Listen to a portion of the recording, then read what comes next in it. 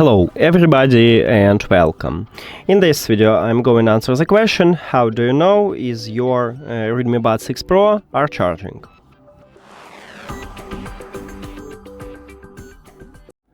And basically we have a few options how to check it. The first one, you can connect your charging case to the power. At the back side, at the bottom of the charging case we have USB-C port.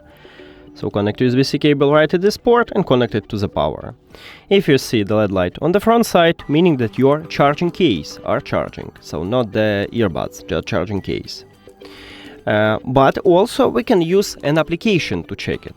So open Xiaomi Earbuds app, and now we have the left and right earbud. If I put these earbuds to the charging case, I can see that we have a lightning bolt on this battery indicator, so it means that your earbuds now are charging.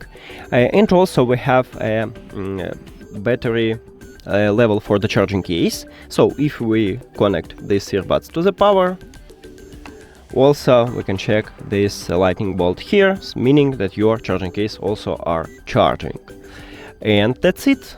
Thank you for watching this video. If you found it helpful, please consider subscribing to channel and leave the like on the video. See you later!